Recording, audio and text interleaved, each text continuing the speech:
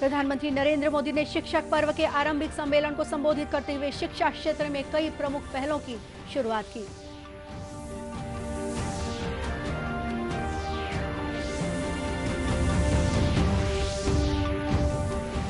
देश में कल 1 करोड़ 13 लाख से अधिक लोगों को कोविड टीका लगाया गया। वहीं छत्तीसगढ़ में 11 जिलों में कोरोना संक्रमण के एक भी मामले सामने नहीं आए।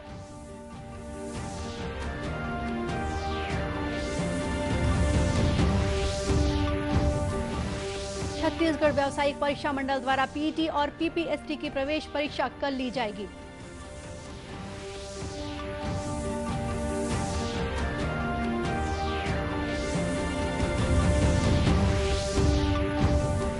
और पोला पर्व के अवसर पर दुर्ग और कांकेर जिले के संबलपुर में आयोजित की गई बैल दौड़ स्पर्धा, ग्रामीणों ने बढ़ चढ़कर लिया भाग।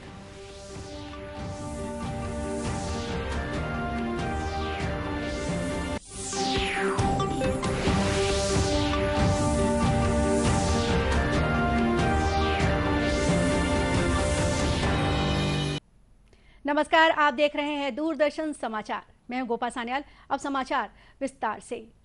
प्रधानमंत्री नरेंद्र मोदी ने आज शिक्षा पर्व के आरंभिक सम्मेलन के दौरान कई तकनीकों और पहल की शुरुआत की।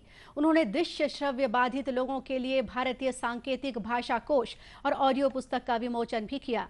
प्रधानमंत्री ने केंद्रीय माध्यमिक शिक्षा बोर्ड की स्कूल गुणवत्ता आश्वासन और आकलन रूपरेखा भी जारी की। उन्होंने निपुण भारत के लिए निष्ठा शिक्षक प्रशिक्षण कार्यक्रम और विद्यांजलि पोर्टल भी शुरू किए।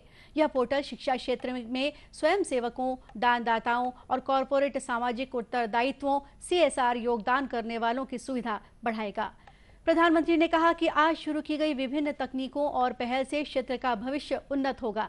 ऐसी ही एक पहल स्कूल गुणवत्ता आश्वासन और आकलन रूपरेखा से न केवल शिक्षा में प्रतिस्पर्धा बढ़ेगी, बल्कि यह विद्यार्थियों को भविष्य के लिए तैयार भी करेगी। प्रधानमंत्री ने कोविड महामारी के मुश्किल समय में कार्य के लिए शिक्षकों की सराहना की। उन्होंने राष्ट्रीय पुरस्कार से सम्मानित सभी शिक्षकों को बधाई दी।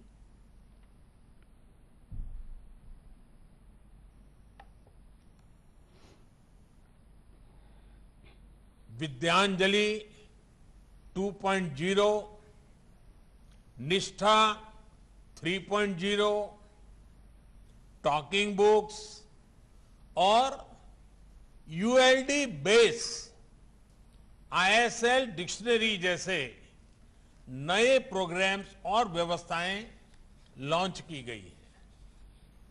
School quality assessment and assurance framework यानी SQAAF जैसी आधुनिक शुरुआत भी हुई है।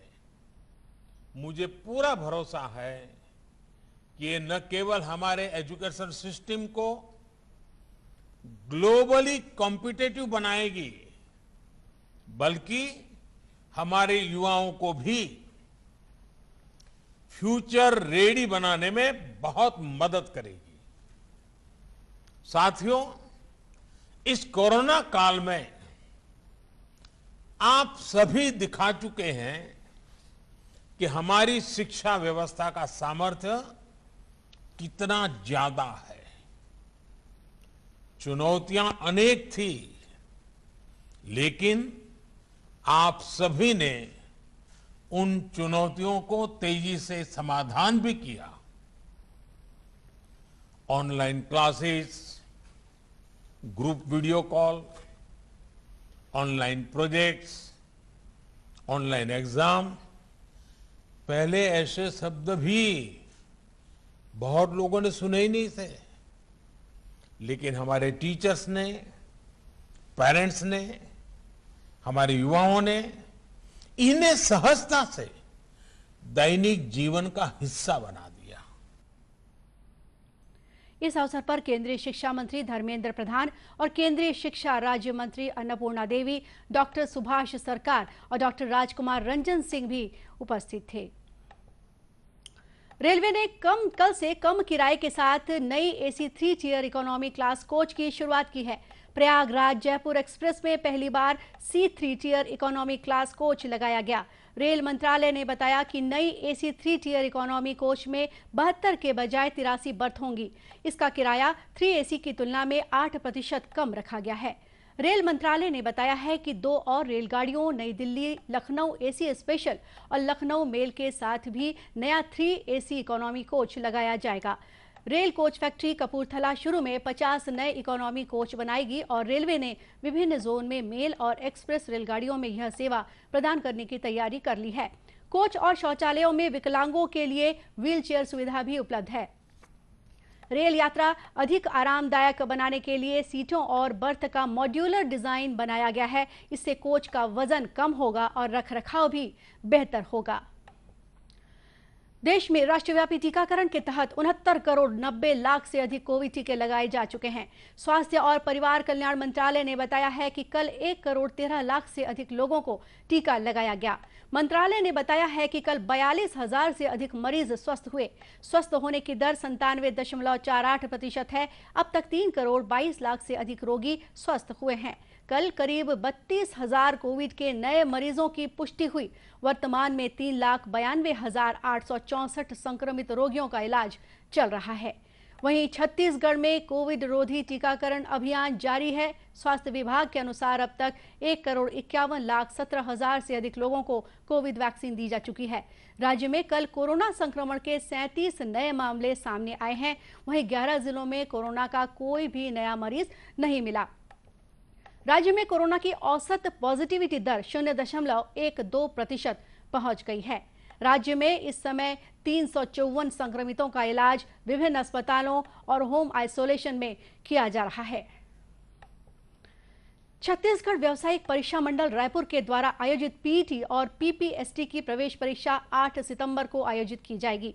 परीक्षा के प्रथम पाली में पीईटी प्रवेश परीक्षा सुबह 9 बजे से 12:15 बजे तक तथा द्वितीय पाली में पीपीएसटी की परीक्षा दोपहर 2 बजे से 5:15 बजे तक संचालित की जाएगी।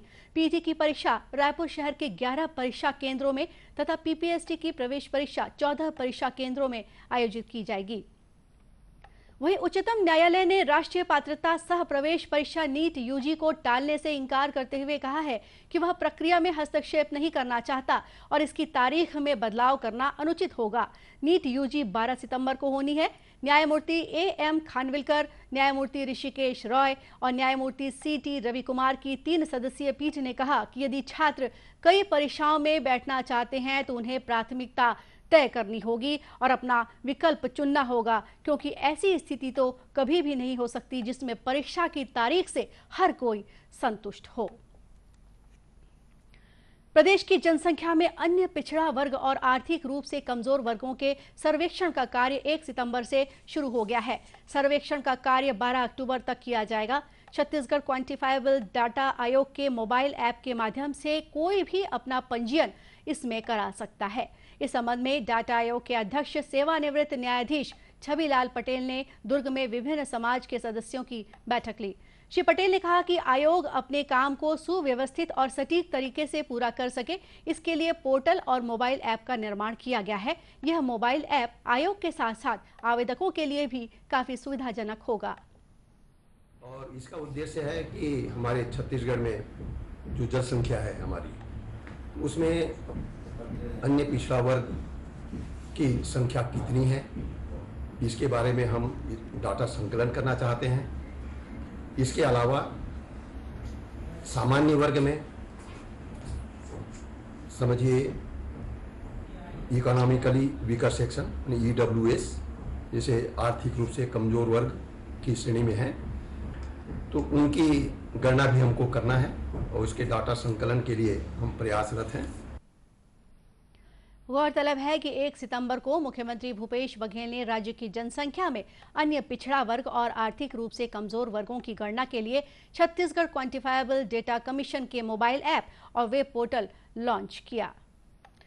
छत्तीसगढ़ का पारंपरिक त्योहार पोला कल प्रदेश भर में पूरे उत्साह के साथ मनाया गया। दुर्ग जिले के मड़ियापार में भी इस दौरान पोला महोत्सव का आयोजन किया गया, जहां ग्रामीण खेलों के अनोखे रंग देखने को मिले।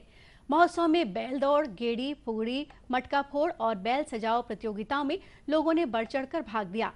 महोत्सव की शुरुआत नंदी की पूजा अर्चना से की गई। इस दौरान बैल दौड़ प्रतियोगिता विशेष आकर्षण का केंद्र रही। बड़ी संख्या में बैल मालिक अपने अपने बैलों के साथ स्पर्धा में हिस्सा लेने पहुंचे थे। पोला महोत्सव के संयोजक डॉक्टर सुनील साहू ने बताया कि छत्तीसगढ़ की पारंपरिक संस्कृति को सुरक्षित रखने विगत कई वर्षों से गांव में यह आयोजन किया जा रहा है। महोत्सव में प्रतियोगिता के विजयी प्रतिभागियों को पुरस्कृत भी किया गया।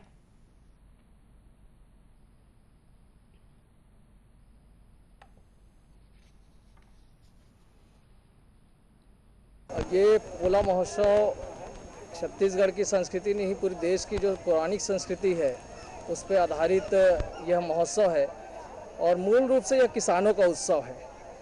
किसानों का इसलिए उत्सव है कि किसान अपने किसानी कार्य को सब संपन्न करने के बाद जिस तरीके से वो धान में अपनी फसल लगाता है, खेतों में अपनी फसल लगाता है और सब धान के जो कार्य होते हैं, बुआई से लेके निंदाई वगैरह जो कार्य होते हैं वो संपन्न करने के बाद अपने बैल भी फ्री हो जाते हैं और कार्यों से, उसके पश्चात ये कार्यक्रम किया जाता है।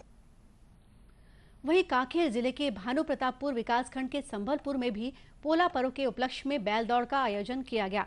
संभलपुर की सरपंच अनिता रावटे ने बताया कि पोला पर्व में बैल दौड़ के आयोजन के दौरान गांव में मेले जैसा माहौल रहता है। इस स्पर्धा में 10 से अधिक बैलों ने भाग लिया।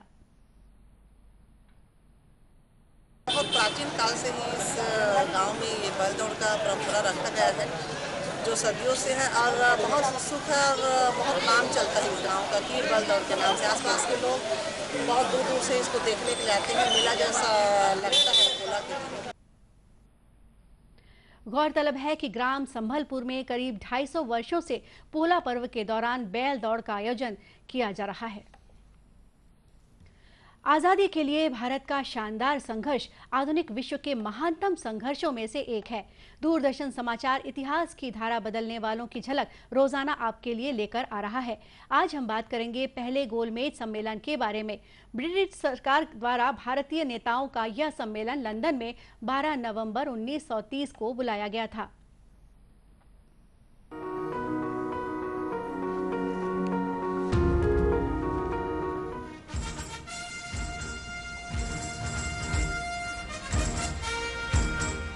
महात्मा गांधी लंदन में 7 सितंबर 1931 को दूसरे गोलमेज सम्मेलन में शामिल हुए थे। भारत सरकार अधिनियम 1919 की समीक्षा के लिए 1927 में साइमन कमीशन नियुक्त किया गया।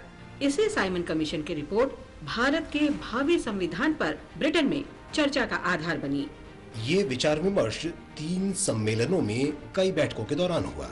इन सम्मेलनों को गोलमेज सम्मेलन के नाम से जाना जाता है। पहला गोलमेज सम्मेलन नवंबर 1930 में शुरू हुआ, जिसमें सभी भारतीय प्रांतों से और इंडियन नेशनल कांग्रेस को छोड़कर सभी दलों के 73 प्रतिनिधियों ने भाग लिया। इंडियन नेशनल कांग्रेस औपनिवेशिक ब्रिटिश सरकार के विरोध में सविनय अवज्ञा आंदोलन चला रही थी। दूसरा गोलमेज सम्मेलन सितंबर 1931 में हुआ, जिसमें कांग्रेस के प्रतिनिधि के रूप में गांधी जी शामिल हुए। सम्मेलन असफल रहा और संविधान या सांप्रदायिक प्रतिनिधित्व के बारे में कोई समझौता नहीं हो सका। तीसरा और अंतिम गोलमेज सम्मेलन नवंबर 1932 में हुआ। विचार विमर्श के हिसाब से ये छोटा सम्मेलन था और ज्यादा महत्वपूर्ण भी नहीं था। इसमें न तो कांग्रेस शामिल हुई और न ब्रिटिश लेबर पार्टी। गोलमेज सम्मेलनों में विचार विमर्श के परिणाम स्वरूप ब्रिटिश सरकार भारत सरकार अधिनियम 1935 लेकर आई, जिससे भारत में प्रांतीय स्वायत्तता स्थापित हुई।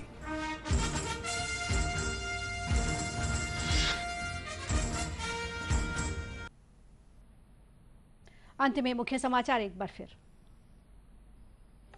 प्रधानमंत्री नरेंद्र मोदी ने शिक्षक पर्व के आरंभिक सम्मेलन को संबोधित करते हुए शिक्षा क्षेत्र में कई प्रमुख पहलों की शुरुआत की।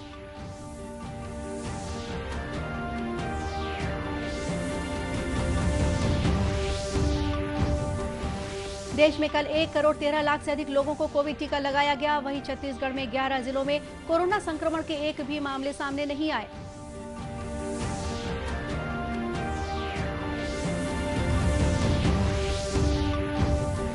छत्तीसगढ़ व्यावसायिक परीक्षा मंडल द्वारा पीईटी और पीपीएसटी की प्रवेश परीक्षा कल ली जाएगी।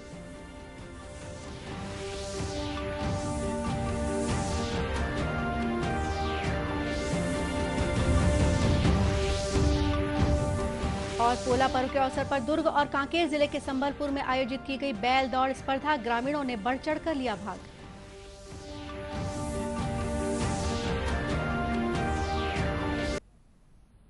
और इसी के साथ ये समाचार बुलेटिन यहीं समाप्त हुआ। नमस्कार।